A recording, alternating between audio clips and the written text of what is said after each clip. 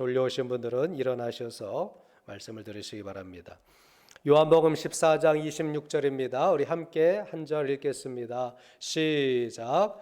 보혜사 곧 아버지께서 내 이름으로 보내실 성령 그가 너희에게 모든 것을 가르치고 내가 너희에게 말한 모든 것을 생각나게 하리라. 아멘. 오늘은 스승의 주일입니다. 그래서 진정한 스승이라는 제목으로 함께 은혜를 나누고자 합니다. 세계사에서 지금까지 역사 속에서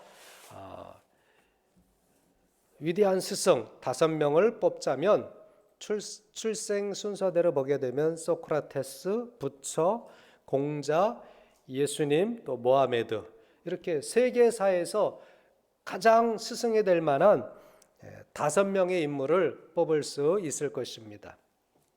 자, 이 인류의 스승들 중에 가장 큰 유익과 영향을 미친 스승은 단언컨대 우리 주 예수 그리스도이심을 믿습니다. 다른 스승들은 교훈과 깨달음을 주었을지 모르지만 구원은 주지 못했습니다. 그러나 우리 예수 그리스도는 모든 인류에게 영생도 주시고 참 자유도 주시고 오직 유일한 구원의 길을 가르쳐 주신 분이십니다. 할렐루야. 그래서 우리가 인생을 살면서 만남이 중요한데 참 좋은 선생님, 좋은 스승을 만나는 것이 얼마나 중요한 것인지 깨달아야 됩니다. 그래서 오늘은 어떤 스승이 진정한 스승인가, 좋은 스승은 무엇을 가르쳐 주어야 하는지에 대해서 함께 살펴보고자 합니다.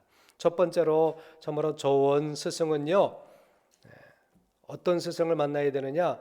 영혼의 스승을 잘 만나야 돼요. 한번 따라하세요. 영혼의 스승을 잘 만나야 된다.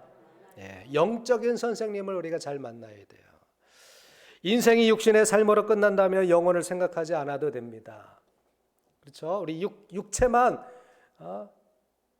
육체가 인생의 전부다라고 말한다면 영적인 스승을 만날 필요가 없겠죠. 그러나 육은 한시적이에요. 그러나 영혼은 영원히 존재합니다. 따라하세요. 영혼은 영원히 존재한다. 그러므로 우리가 영혼의 이 영원성을 위해서 영적인 좋은 스승을 만나야 되는 것이죠. 우리 예수님은 우리 영혼의 좋은 스승인 줄 믿습니다. 주님은 우리의 영혼을 아무도 멸망치 않고 영생으로 인도하시기 위해서 이 세상에 오신 스승이셔요. 그리고 우리의 영혼을 살리시기 위해서 자신이 자기의 몸을 십자가에 내주셨다고 성경은 분명히 증거하고 있습니다. 우리가 잘 아는 말씀, 우리가 주일학교 때부터 외웠던 말씀이죠. 요한복음 3장 16절.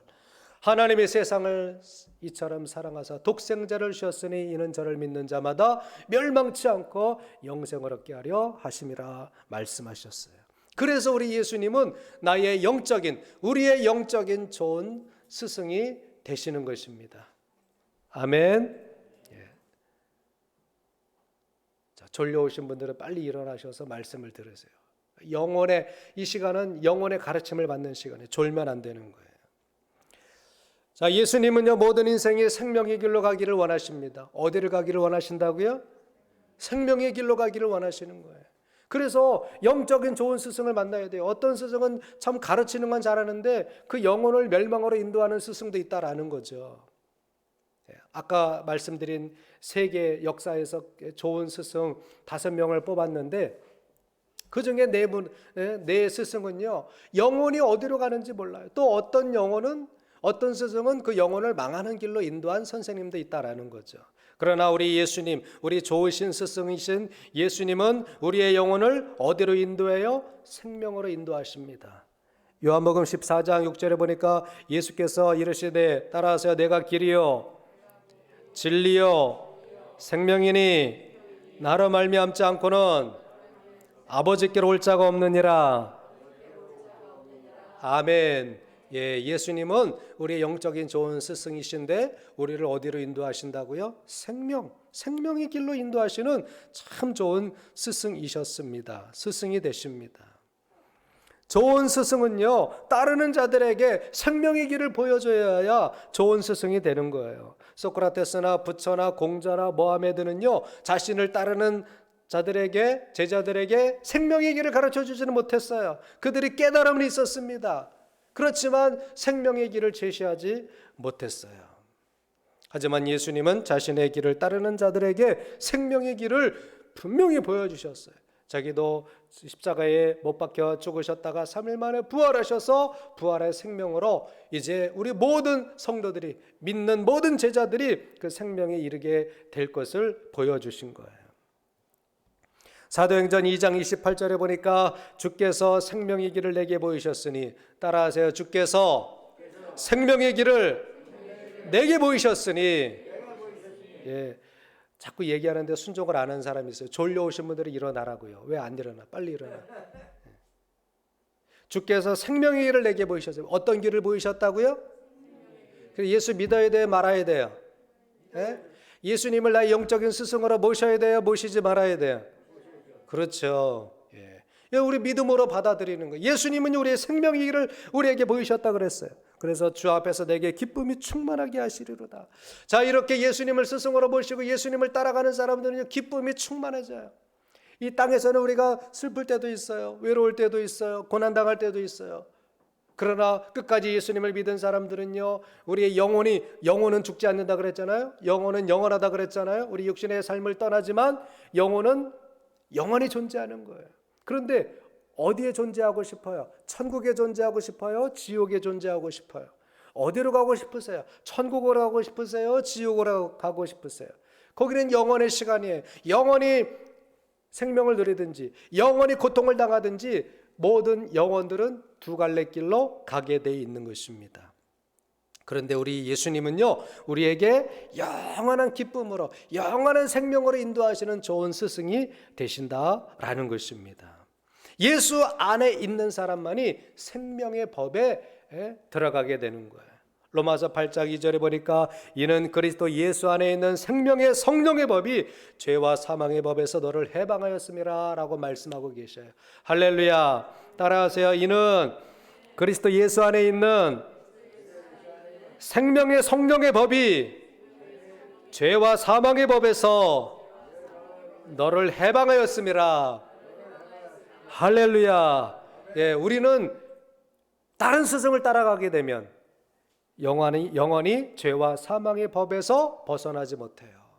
영원히 고통당하는 거예요. 그러나 우리 예수님 그 안에, 예수 안에 있는 생명의 성령의 법이 우리를 죄와 사망의 영원한 지옥의 소리를 건져주셔서 영원한 생명에 들어가게 하신 거예요. 할렐루야.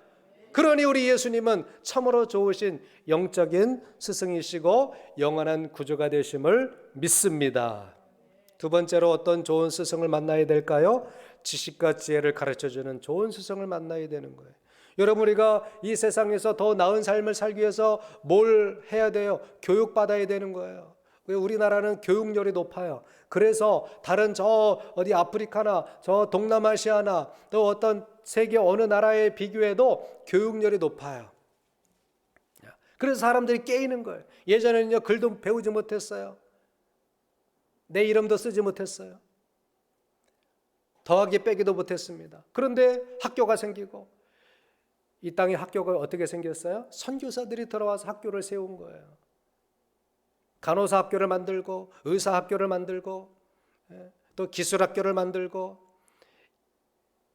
연세대학교, 이화대학교, 배재대학교, 지금의 뭐 한동대, 지금 많은 기독교 학교들이, 그러니까 처음에 교육기관이 바로 교회를 통해서, 선교사들을 통해서 이 땅에 학교가 세워진 거예요. 그래서 교육열이 일어나게 된 거예요. 조선 사람들이 얼마나 무지했습니까? 그런데 선교사들이 와서 복음도 전하지만 교육적으로도 한국을, 조선을 깨우게 된 것입니다. 그래서 이 나라가 정말 이렇게 잘 살게 되는 그 이유가 어디 있었느냐? 교육받는 것에 그 원인을 찾아볼 수 있는 거예요. 예수님은 우리에게 가르침을 주셨어요. 우리에게 구원만 주신 것이 아니라 참 지혜가 무엇인지, 참 지식이 무엇인지 우리에게 가르쳐 주셨습니다. 예수님은 지혜에 대해서 자주 말씀하셨어요. 마태복음 7장 24절에 보더라도 그러므로 누구든지 나의 이 말을 듣고 행하는 자는 그 집을 반석 위에 지은 지혜로운 사람 같으리니. 이렇게 말씀하셨고요. 또 마태복음 10장 16절에 보면 보라 내가 너희를 보냄이 양을 이리 가운데로 보냄과 같도다. 그러므로 너희는 뱀같이 지혜롭고 비둘기같이 순결하라. 지혜에 대해서 예수님이 많이 말씀하셨다고 제가 성경을 또 이렇게 증거해 드리는 것입니다. 예수님은 자신이 지혜로우셨어요. 또 그를 따르는 모든 자들에게 지혜를 부어주시는 분이십니다. 그러므로 예수 믿으면 지혜가 생기는 거예요. 아멘. 예. 우리나라 양반들은요, 여자는 배우면 안 된다 그랬어요. 여자가 배워서 무엇 하나 이런 아주 그 지혜롭지 못한 생각을 가지고 있었어요. 그런데 선교사들이 와서 여성들에게도 글을 가르쳤어요. 예법을 가르쳤어요. 기술을 가르쳤어요. 또 이 간호사 역할을, 간호사 공부를 시켰어요. 그래서 우리나라가 막 개화가 된 거예요. 그러니까 예수 믿으면 지혜로워진다는 말이 바로 그 말이에요. 교육받기 때문에. 근데 양반들은 교육을 안 시켰어요. 자기들만 한자 좀 알고, 형편이 안 좋으면 아예 그냥 교육도 안 시켰어요. 그런데 선교사들이 돈 없는 사람들도 와서 배우게 하고 여성들도 와서 배우게 하고, 그러니까 이 한국이 너무나 빠르게 발전할 수 있었던 것이죠. 고린도전서 1장 30절을 보니까 너희는 하나님께로부터 나서 그리스도 예수 안에 있고 예수는 하나님으로부터 나와서 우리에게 지혜와 의로움과 거룩함과 구원함이 되었으니 라고 말씀하고 계십니다. 예수께서 오셔서 우리에게 지혜를 주신 거예요. 우리에게 의로움을 가르쳐 주신 거예요. 우리에게 거룩함을 가르쳐 주신 거예요. 우리에게 구원의 선물을 주신 거예요. 할렐루야. 그러므로 예수 잘 믿어야 우리가 지혜가 생기는 거예요. 우리가 지혜적으로도 깨어나야 되는 거예요. 우리의 지혜로우신 스승이신 예수님 우리에게 지혜와 지식을 주시기 원하셔요. 아멘. 그래서 고린도전서 12장 8절에 보니까 따라하세요. 어떤 사람에게는 성령으로 말미암아 지혜의 말씀을, 어떤 사람에게는 같은 성령을 따라 지식의 말씀을. 여러분 세상에 교육 많이 받는다고 물론 세상적인 지식은 높아질 수 있어요. 그러나 진정한 지혜와 진정한 지식은 누가 주셔야 돼요? 성령님이 주셔야 되는 거예요. 성경을 많이 읽고 성령 충만하고 또 성령께서 주시는 영감을 통해서 사람이 지혜로워지고 또 지식이 더 풍성해지는 거예요. 그래서 서양의 위대한 과학자들, 위대한 사상가들을 보게 되면 다 예수 믿는 사람이었어요. 교회에서 학교를 세우고 그 기독교 학교에서 위대한 인류에 공헌하는 지혜자들이, 지식인들이 많이 세워지게 된 거예요. 하나님께서 지혜를 주시는 거예요. 지금도 마찬가지예요. 그런데 지금 어떻게 돼요? 하나님을 믿지 못하게, 성경을 가르치지 못하게 자꾸 막아버리는 거예요. 교육의 근본을 막 끊어버리고 인간적으로만 가르치려고 하는 거예요. 계명주의 시대가 있었습니다. 그런데 하나님 없는 인본주의예요. 그러니까 시대가 더 어두워진 거예요. 하나님을 가르치지 않으니까 인본주의적으로 이성만 깨우려고 하니까 어떻게 돼요? 전쟁이 일어나는 거예요. 자기들이 높다, 우리가 더 많은 것을 차지해야 된다, 욕심이 생기는 거예요. 그래서 1차 대전, 2차 대전 일어나게 된 것이죠. 하나님을 빼버리니까, 하나님을 가르치지 않으니까, 예수 그리스도를 가르치지 않으니까 인간이 인간적인 욕심들만 들어가게 된 것이고, 결국 지식적으로는 이성적으로는 깨어났지만 그 이성을 어디에다 써요? 나쁜 일에, 자기 욕심을 부리는 일에. 이렇게 인류가 불행해지게 된 것입니다. 주님은 말씀하셔요. 형제들아, 지혜는 아이가 되지 말고 악에는 어린아이가 되라. 지혜는 장성한 사람이 되라. 고린도전서 14장 20절에 말씀하고 있어요. 따라하세요. 악에는 어린아이가 되고 지혜에는 장성한 사람이 되자. 바로 우리 주님께서 지혜의 스승이 되신다는 말씀입니다. 할렐루야. 세 번째로는 어떤 좋은 스승을 만나야 될까요? 자, 기술적인 부분에서도 좋은 스승을 만나면 인생이 탁월해집니다. 자, 예수님은 무엇을 배우셨을까요? 육신적으로. 예수님의 아버지가 누구예요? 요셉이잖아요. 요셉의 직업은 뭐예요? 목수잖아요. 그렇죠? 그래서 예수님은 목수의 일을 어려서부터 보고 배우고 또 해보셨을 거예요. 그래서 예수님은 분명히 목수의 재질이 있으셨다, 이렇게 우리는 상상해 볼 수 있습니다.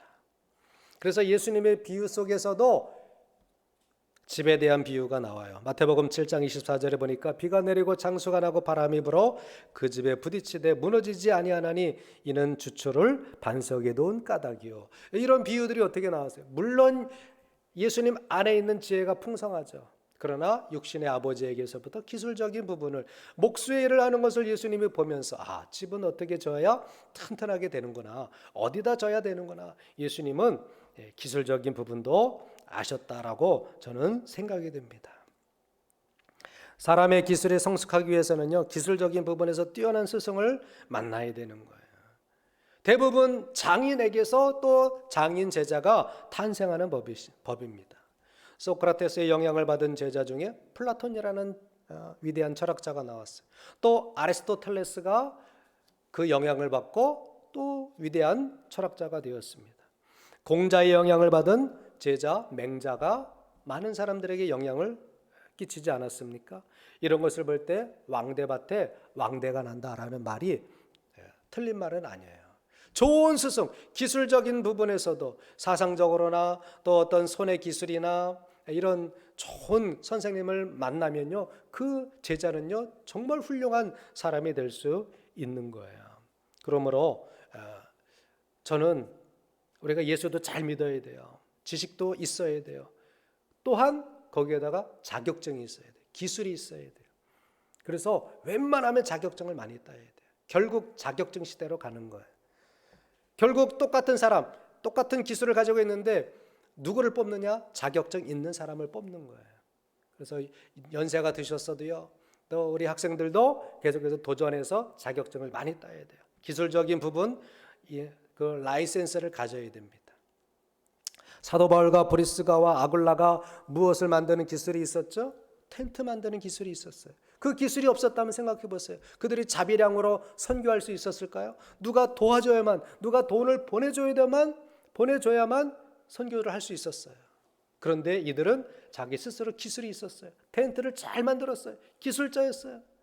브리스가와 아굴라는 더 뛰어난 기술자였을 것이라고 생각이 됩니다. 그래서 그들은 그 기술을 가지고 뭘 했어요? 자기들 잘 먹고 잘 사는데 사용했나요? 아니죠. 교회를 세우고 복음을 전하는데 사용했단 말이죠.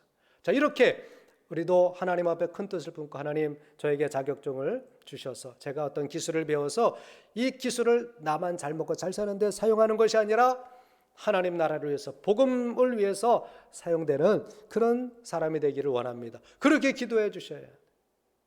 우리 자녀들이, 손주들이 기술이 좋다면, 우리 승환이가 손기술이 좋대요. 그래서 승환이는 정말 훌륭한 기술자가 될 것 같아요. 그런데 승환이가 그 기술을 배워서 자기만 잘 먹고 사는데 쓰면 안 되겠죠. 하나님 나라를 위해서, 복음을 위해서 교회 짓고 학교를 짓고 많은 어려운 사람들을 도와주고 이런 데 쓰이게 된다면 얼마나 훌륭한 사람입니까? 우리 자녀들이 다 그렇게 되기를, 큰 뜻을 품고 살아가시기를 주의 이름으로 축복합니다. 여러분, 도자기 만드는 기술자 한번 보세요. 어떻게 저렇게 그냥 손으로만 만지기만 하는데 아주 그냥 꽃병도 나오고 항아리도 나오고 그냥 그 화려한 도자기를 만들잖아요. 참 그 신기해요. 어떤 그 이제 예능 프로에서 두 사람이 체험을 하는데 아무리 해도 그게 안 되더라고요. 그러니까 어쩔 수 없이 찌그러진 것에 그냥 굽고 마는데, 그 기술자들은, 도자기 기술자들은요, 어떻게든 그렇게 손기술이 좋은지 그게 기술이에요. 그냥 만지는 대로, 힘을 주는 대로 그냥 여러 가지 모양이 나오더라고요. 자, 우리 하나님은요, 우리 인생을 만드는 기술자셔야. 아멘. 여러분, 우리의 인생을 누가 만드셨어요? 하나님이 만드신 거예요. 자, 로마서 9장 21절에 보니까 토기장이가 진흙 한 덩이로 하나는 귀에 쓸 그릇을 하나는 천이 쓸 그릇을 만들 권한이 없느냐. 하나님을 토기장이로 비유하셔요. 도자기 기술자처럼 하나는 귀에 쓸 그릇을, 또 하나는 천이 쓸 그릇을. 자, 우리 인생을 만드신 분은 하나님이셔요. 나를 대한민국에 태어나게 하신 분이 하나님이셔요. 나를 목회자로 만드신 분이 하나님이셔요. 나를 지금의 나로 만드신 분이 하나님이셔요. 우리는 귀하고 천하고를 떠나서 하나님이 만드신 탁월한 인생들이에요. 그러면 우리는 누구한테 쓰임 받아야 돼요? 하나님 앞에 쓰임 받는 인생이 돼야 돼요. 할렐루야. 하나님의 말씀대로 살아간다면 우리는 분명 좋은 그릇이 됩니다. 아예 그냥 저 처박아두는, 귀한 것 같지만 처박아두는 그릇, 쓰지 않는 그릇은 별 소용이 없어요. 그러나 조금 귀하게 보이질 않지만 주인이 자주 쓰는 사람, 자주 쓰는 그릇, 아주 주인이 애용하는 그릇이 돼야 돼요. 우리는 그런 그릇이 돼야 돼요. 큰 집에는 금그릇과 은그릇뿐 아니라 나무그릇과 질그릇도 있어 귀하게 쓰는 것도 있고 천히 쓰는 것도 있나니 그러므로 누구든지 이런 것에서 자기를 깨끗하게 하며 귀히 쓰는 그릇이 되어 거룩하고 주인의 쓰심에 합당하며 모든 선한 일에 준비함이 되리라. 디모데후서 2장 20절에서 21절에 말씀하고 있어요. 우리가 깨끗한 그릇, 거룩한 그릇이 되어야 돼요. 그러면 하나님께서 우리를 사용하십니다. 할렐루야. 육신적으로도 우리가 좋은 기술을 많이 배워야 돼요. 학생들은요, 지금부터 내가 어떤 좀 고급적인 자격증을 딸까? 남들보다 빨리 따야 돼요. 돈 생기면요, 그냥 딴 데 쓰지, 쓸데없는 데 쓰지 마시고 자격증을 따는데, 저는 자격증이 2개 있어요. 운전면허. 이거 누구나 다 있는 거잖아요. 그것도 없어봐요. 지금 얼마나 불편하게 살 거예요. 근데 운전면허증이 있으니까 운전하고 어디든지 가요. 또 제가 진짜 자격증이 하나 있어요. 뭐냐면은 그 발 치료 자격증을 땄어요. 근데 다 잊어먹었어요. 그런데 자격증은 남아있더라고요. 가서 이제 또다시 익숙하게 하면 발열 치료할 수 있는 자격증이 있는 거예요. 어떤 목사님이 자기 교회에서 하는데 목사님도 만들어. 그래서 저는 할까 말까 하다가 고민하다가 이거 만들면 좋대요. 그래서 자격증 있으면 좋겠지 해서 했는데 그냥 그때만 배우고 자격증만 따놓고 안 써먹고 있으니까 조금 돈이 아깝기는 해요. 쓸 수 있는 자격증, 정말 유익한 자격증, 남들이 가지지 않은 고급진 자격증을 여러분들이 가지고 있으면 좋아요. 연세 드신 분들도 너무 늦었다고 생각하지 마시고 내 나이에 필요한 자격증이 뭔가 아시고 도전하세요. 요양사 자격증이 있으시면 앞으로는요, 막 60, 70이 되셔도 은퇴하신 분들도 그런 요양 자격증이 있으니까 내 몸이 성하면 남들 돌보는 거예요. 어린아이들 돌볼 수 있고 장애아들 돌볼 수 있고 앞으로는요, 그런 것들이 많아지게 되고 지금 국회에서 모든 자격증을 일원화시키려고 하고 있습니다. 이런 때에 이 코로나 시대에 자격증을 따놓으면 굉장히 좋을 것 같아요. 마지막으로 우리는 어떤 좋은 스승을 만나야 될까요? 올바른 세계관을 세워주는 진정한 스승을 만나야 돼요. 따라하세요. 올바른 세계관을 세워주는 스승을 만나야 한다. 한 사람의 가치관은요, 그 한 사람의 가치관으로 세계를 변화시킬 수 있어요. 다윗에게 하나님을 섬기는 올바른 가치관이 없었다면 다윗은 어떻게 되었을까요? 사울 왕이 나를 죽이려고 했었지, 나도 내가 이제 왕이지, 저 사울의 집안을 다 멸절시켜야지. 자기도 원수 갚다가 인생을 마감하고 말았을 거예요. 그렇게 살다가 멸망의 길로 갔을 것입니다. 그러나 다윗에게는 어떤 가치관이 있었어요? 하나님이 세우신 자는 죽여서는 안 된다. 또 전쟁의 승패는 하나님께 있다. 이런 가치관이 있었던 거예요. 그래서 그는 늘 전쟁에 나갈 때마다 하나님 앞에 기도하는 거예요. 사람을 함부로 죽이지 않았어요. 사람을 함부로 죽이고 생명을 자기 마음대로 할 수 있다고 내가 최고 권력자야라고 했다면 그도 여느 왕들처럼 멸망하고 저주받은 왕이 됐을 것입니다. 그러나 그는 하나님을 경외하는 아주 좋은 세계관을, 가치관을 가지고 있었어요. 신정통주의 세계관을 가지고 있었던 것입니다. 그러니까 지금 역사가 흘러도 3,000년이 흘러도 위대하고 또 존경받는 신앙인 왕으로 지금도 추앙받게 되는 거예요. 이렇게 그 한 사람의 세계관, 한 사람의 가치관이, 내가 가지고 있는 가치관이 내 인생에 그리고 역사에 크게 영향을 미치는 것입니다. 사드락과 메삭과 아벳느고가 하나님을 올바로 섬기는 세계관이 그들에게 형성되지 않았다면 그들은 생명의 위협 앞에서 변절하고 말았을 거예요. 다니엘이 어려서부터 하나님을 경외하는 가치관이 없었다면 그는 포로로 끌려가서 그 땅에 그 이방신을 섬기고 말았을 거예요. 사드락과 메삭과 아벳느고의 고백을 한번 들어보세요. 다니엘서 3장 16절에서 18절인데 사드락과 메삭과 아벳느고가 왕에게 대답하여 이르되 느부갓네살이여 우리가 이 일에 대하여 왕에게 대답할 필요가 없나이다. 왕이여 우리가 섬기는 하나님이 계시다면 우리를 맹렬히 타는 풀무불 가운데서 능히 건져내시겠고 왕의 손에서도 건져내시리이다. 그렇게 하지 아니하실지라도 왕이여 우리가 왕의 신들을 섬기지도 아니하고 왕이 세우신 금 신상에게 절하지도 아니할 줄 아옵소서. 풀무불 앞에 집어넣겠다. 금 신상에게 절하지 아니하는 모든 사람들은 다 풀무불에 집어넣겠다. 그러한 어명이 떨어졌는데도 사드락과 메삭과 아벳느고 다니엘은 하나님이 건져주실 것이다. 그렇게 하시지 아니하도 우리는 금신상에게 다른 우상에게 절하지 않겠다라고 단호하게 고백하는 것. 어떻게 그렇게 고백할 수 있죠? 그 사람에게 형성된 가치관 때문에, 그 사람의 세계관 때문에 그는 죽으면 죽었지 다른 우상을 섬기지 않겠다라고 고백을 하게 된 것입니다. 여러분, 아브라함 링컨은요 불행한 어린 시절을 보냈어요. 어머님은 사생아였고 또 자기 형제들은 어려서 죽어갔어요. 또 자기 아내도 미쳤어요. 자기가 낳은 아이가 죽었어요. 선거에 나갈 때마다 떨어졌어요. 사람들이 못생겼다고 원순이라고 막 놀렸어요. 자기 환경적으로 유리한 것이 하나도 없었어요. 그런데 그는 어떻게 극복을 했습니까? 하나님 앞에 나가서 무릎 꿇고 기도한 거예요. 자기 인생은 너무나 불행했지만 그 불행함을 다른 사람들에게 해코지한 것이 아니라 자기가 다 감당했어요. 그리고 하나님으로 말미암아 그 모든 상처를 치유받고 노예 제도가 있었습니다. 그러나 아브라함 링컨에게는 어떤 가치관이 있었느냐? 모든 사람은 평등하다. 모든 사람은 하나님께 사랑받는 존재다. 이런 가치관이 있었어요. 그래서 아브라함 링컨이 노예 해방 전쟁을 일으키게 되고 거기서 승리하게 되고 노예를 해방시킨 거예요. 한 사람의 가치관이, 한 사람의 세계관이 이렇게 좋은 나라를 만들기도 하는 것입니다. 여러분, 우리에게는 참으로 좋은 스승님이 계십니다. 바로 예수 그리스도이십니다. 아멘.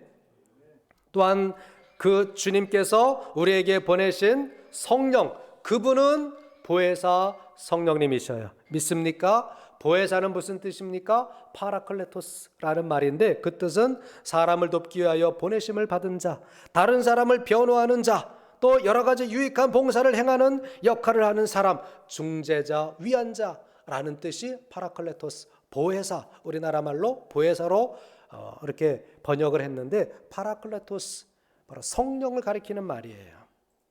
우리에게는 참으로 좋은 위대한 스승 구원자 예수 그리스도가 계시고 또 예수 그리스도께서 우리 믿는 모든 사람들에게 보내신 성령, 보혜사 성령님이 우리 곁에 우리 안에 계시는 줄을 믿습니다.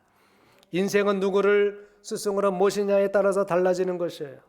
예수 그리스도와 우리 곁에 계시는 성령님을 스승으로 모신 인생은 복된 인생, 지혜로운 인생, 탁월한 인생, 많은 사람들에게 좋은 영향을 끼칠 수 있는 인생이 되는 줄을 믿으시기 바랍니다. 또한 우리는요 누군가에게 스승이 되고 있어요. 아버지로서, 엄마로서, 할머니로서, 할아버지로서 가족들에게 영향을 끼치는 거예요. 손주들에게 지금 내가 선생님으로 보여지는 것입니다. 그러므로 여러분, 우리 자신들은 나의 신앙과 인격을 통해서 가까운 사람들에게 좋은 영향을 끼쳐야 되는 거예요. 할렐루야. 우리는 좋은 선생님도 만나야 되지만 나도 좋은 스승으로 살아가야 된다라는 거예요. 그리할 때 우리 모두가 우리 인생이 참으로 복된 인생 될 줄 믿습니다. 할렐루야. 기도하시겠습니다.